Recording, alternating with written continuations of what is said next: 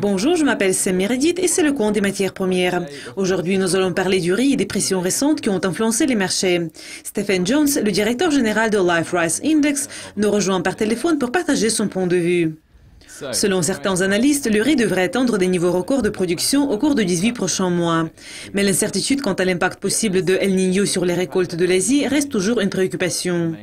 À l'heure actuelle, l'Inde, par exemple, connaît une saison de la mousson. Mais quelle influence El Niño pourrait-il produire sur le bilan sur le riz de l'Inde? L'Inde est évidemment la région cruciale pour le marché mondial. El Niño n'a eu aucune incidence significative, au moins détectable, sur le progrès de la saison de la mousson.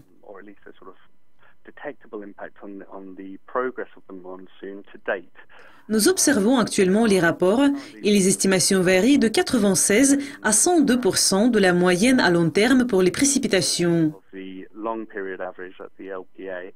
Mais avec les mêmes estimations pour l'année dernière, l'Inde a eu seulement 92% de la moyenne des précipitations, ce qui représente une baisse considérable.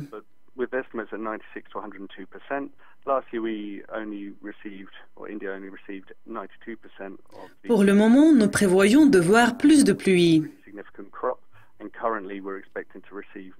À cette époque, la plantation de la culture kharif en Inde est de 5,4 millions d'hectares, ce qui est une augmentation par rapport à 5,3 millions enregistrés il y a un an. Et jusqu'ici, tout semble être équilibré. Le facteur qui est assez particulier et qui va produire même plus d'influence dans les semaines à venir, c'est que la mousson, malgré qu'elle est arrivée en Inde un peu plus tard que d'habitude, elle a progressé plus rapidement que nous le prévoyions. La mousson a atteint le Pakistan environ 20 jours plus tôt que d'habitude. Par conséquent, il est important de surveiller la situation.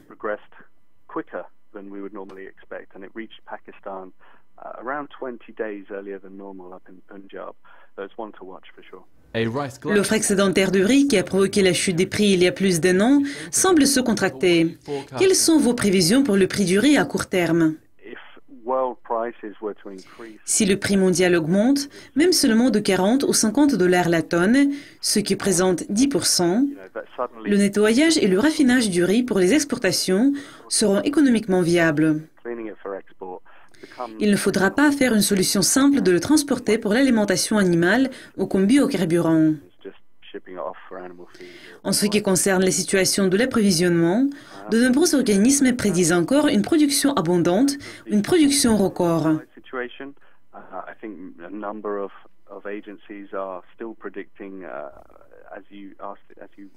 À la fin de mai, le Conseil international des céréales prévoyait que la production serait au niveau de 482 millions de tonnes.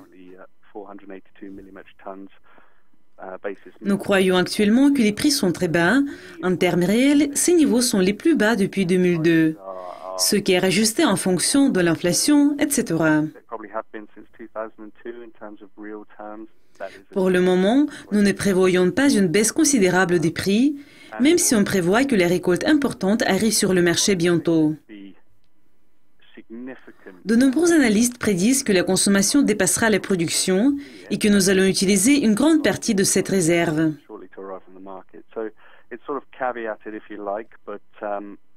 Beyond that, there are strong suggestions. Many analysts are predicting that, consumption is going to consistently outstrip production, and we are going to utilize a lot more of those stocks. Quels sont les principaux facteurs qui pourraient influencer de façon importante cette matière première et que les traders et les analystes doivent suivre de près? Nous avons déjà mentionné certains de ces facteurs. Évidemment, ce qui est important, c'est le progrès de la mousson et la vitesse avec laquelle elle va passer à travers l'Inde. Vous pouvez voir une baisse importante des précipitations au cours de 2 dernières semaines de la période moyenne de mousson. La moyenne pourrait chuter considérablement, mais cela devrait influencer des niveaux de rabi et l'irrigation disponible et les niveaux de l'eau pour l'année prochaine, mais pas ceux de cette année parce que les plantations progressent. Les stocks thaïlandais sont un indicateur important pour le marché.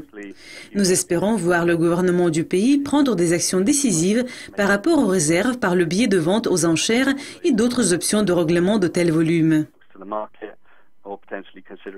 Ce qui est intéressant, c'est que nous avons un énorme marché pour le riz en Afrique occidentale. Je pense que près d'un tiers de tout le commerce international de riz est pour l'Afrique et une grande partie va en Afrique occidentale. Évidemment, en Afrique occidentale, ou dans plusieurs pays on utilise les devises liées à l'euro, compte tenu de l'effet de la situation en Grèce sur l'euro ces derniers jours, nous devons surveiller la situation très attentivement. Un autre indicateur important serait probablement les intentions et les exigences des importations en provenance des Philippines et de l'Indonésie, où les pertes sont importantes. Et cela peut contribuer comme une force pour le marché.